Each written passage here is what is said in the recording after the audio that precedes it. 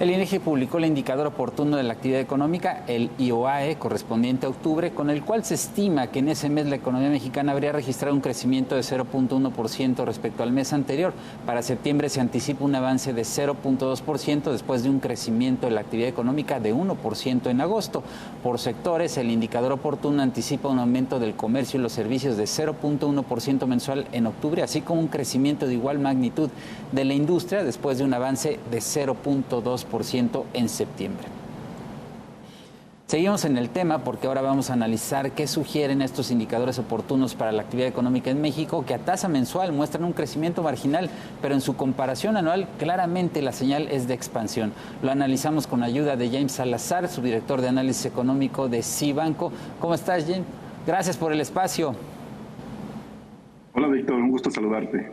Gracias. ¿Qué te dice el indicador oportuno de actividad económica que anticipa un avance en octubre de 0.1% mensual, su cuarto incremento consecutivo, pero a tasa anual la proyección es de un repunte de 5%? ¿Esta fuerte expansión responderá a tasa anual a una baja base de comparación con 2021?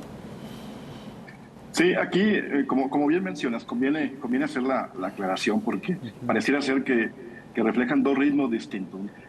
Quizá la forma o la mejor forma de evaluarlo es con base en la tasa mensual. Y sí, efectivamente, desde finales del tercer trimestre ya empezamos a ver ciertas señales de ralentización en la actividad económica y parece que se empiezan a confirmar con los datos que observamos de octubre. Son crecimientos muy modestos, muy moderados, tanto del índice general como de las actividades secundarias y terciarias, y nos muestra que quizá el panorama hacia el cuarto trimestre pues va a ser complicado, va a ser difícil, sobre todo por la coyuntura internacional, con el asunto de la baja demanda de productos externos. Hay que recordar que México es un importante exportador a nivel mundial, sobre todo nos preocupa lo que pueda pasar en Estados Unidos, e internamente este asunto de alta inflación y las tasas de interés que en determinado momento pudiera empezar a mermar todavía más el mercado interno. Entonces, del lado mensual, sí se observa ya una moderación, una ralentización en la actividad económica desde finales del tercer trimestre, son crecimientos muy bajos.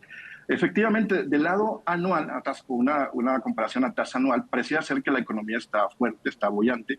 No necesariamente, porque como bien comentas, en gran medida se explica por una baja base de comparación. Hay que recordar que en 2021 empezaba la economía mexicana a recuperarse después de haber estado o de esta caída tan fuerte en el 2020 por la pandemia de COVID, y en la segunda mitad del 2021 vino una ralentización fuerte, y esto lo que estamos observando en términos anuales es básicamente reflejando la debilidad de ese periodo del año pasado.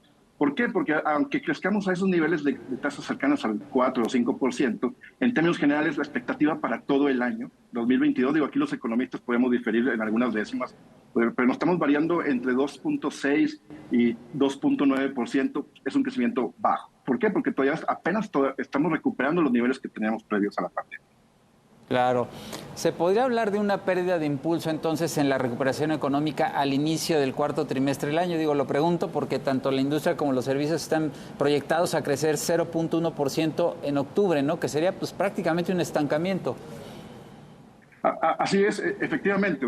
La realidad es que tenemos ya por lo menos 2 meses débiles, septiembre y octubre, y el panorama luce difícil. Entonces, aquí quizá el sector o el motor que pudiéramos tener un poquito más o mostrar algo más de resiliencia puede ser el motor interno. O sea, seguimos todavía observando niveles récord de empleo, crecimientos en salarios, las remesas siguen también en máximos históricos, los ingresos por turismo, pero donde empieza a mermar quizá o a notarse un poquito más esta desaceleración es con el motor externo, con las exportaciones, sobre todo la parte no petrolera. Y ahí es donde si se apaga este motor, pues difícilmente lo hemos visto o experimentado en otras ocasiones.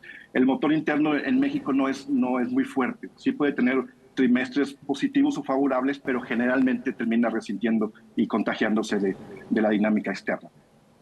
Ahora, si bien son estimaciones, ¿no? Porque es una estimación oportuna, y se tiene que confirmar, estos datos pondrían a la economía mexicana ya muy cerca de sus niveles de actividad previos a la pandemia, o prácticamente los niveles que tenía antes de la pandemia, pero también nos dejan ver que este año el crecimiento, lo decías tú ahora, podría ser del orden de 2.6, 2.7, probablemente 2.9%, mucho mejor de lo que se pronosticaba hace unos meses, pero insistir en lo que decías, James, hace un momento, es un crecimiento todavía bajo, ¿no? Sí, efectivamente, ya con estos niveles que tenemos de actividad económica del IGAE, podríamos concluir que sí, estamos en niveles de enero del 2020, o sea, antes de la pandemia. Quizá también nos gusta comparar cómo estaba antes de la entrada de la presente administración, o sea, antes de la decisión de la cancelación del aeropuerto, y todavía nos falta un poquito, pero sí, parecía ser que ya nos estamos acercando a ello.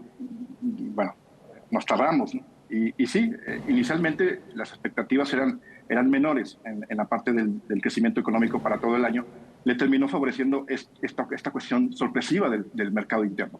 ¿Por qué sorpresiva? Porque a diferencia de Estados Unidos, Banco de México tiene desde el 2021 subiendo tasas de interés, ya lleva un proceso acumulado importante de alzas en el costo del dinero, y adicionalmente tenemos una presión inflacionaria mucho más fuerte que en Estados Unidos o que en otros países desde el año pasado, y aún así se ha sostenido el consumo. Entonces, eso ha sido la buena noticia en el 2022. El problema es que luce difícil de mantenerse incluso para el resto del año y para los inicios del 2023. Déjame saber tu opinión sobre la decisión de Fitch Ratings dada a conocer esta mañana de ratificar la calificación crediticia de México, ¿no? En BBB- con perspectiva estable. Parece que no hay mucha novedad en el anuncio, que incluso no tuvo efecto en el tipo de cambio, que más bien responde a factores externos, pero sin duda pues es una señal de confianza, como también ayer con el anuncio del FMI de ratificar o de hacer elegible, mantener a México elegible de esta línea de crédito flexible, ¿no? Son dos cosas que parecen en el mismo sentido.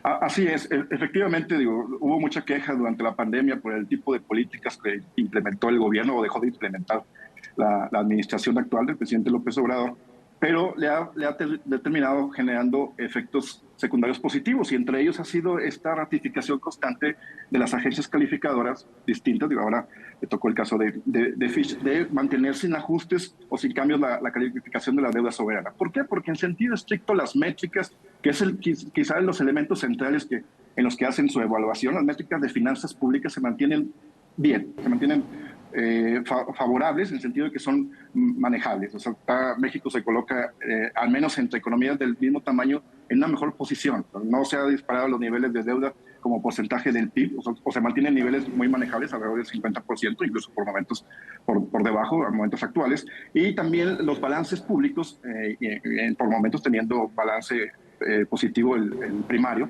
y las otras métricas alrededor del 3% del PIB. Entonces, por eso es que nos siguen dando el beneficio de la duda de que está la situación de las finanzas públicas relativamente controlada. Y este es el elemento central a la hora de generar la evaluación. Tenemos, obviamente, el talón de Aquiles, que sigue siendo Pemex, bueno, y otros asuntos como la Comisión Federal de Electricidad, pero no se ha deteriorado aún más de lo que ya habían evaluado en su momento. Hay que recordar que Fitch nos tiene arribita un grado de inversión, tampoco es una calificación de las mejores, lo que nos gustaría, pero siempre es una buena noticia que le sigan dando el espaldarazo a que las finanzas públicas estén relativamente bien. Sí, porque Fitch es la que tiene a México en el nivel más bajo, ¿no? En la escala de grado de inversión, y bueno, creo que pues no deja de ser una buena señal. Así es, siempre son buenas noticias esta parte de las agencias calificadas. Y como decías, no tuvo gran impacto en el mercado cambiario. En otras ocasiones hemos visto volatilidad a raíz de estas decisiones. ¿Por qué? Porque prácticamente todos ya pensamos que nos vamos a quedar así por lo menos un año o un año y medio, sin ajustes adicionales en la calificación, y el mercado ya lo incorporó en las valuaciones que tiene actualmente en el mercado cambiario. Bien, James Salazar, subdirector de análisis económico de Cibanco. Agradezco mucho que hayas compartido tu análisis sobre estos temas de interés. Saludos y buen fin de semana. Igualmente, Víctor, saludos para todos. Gracias.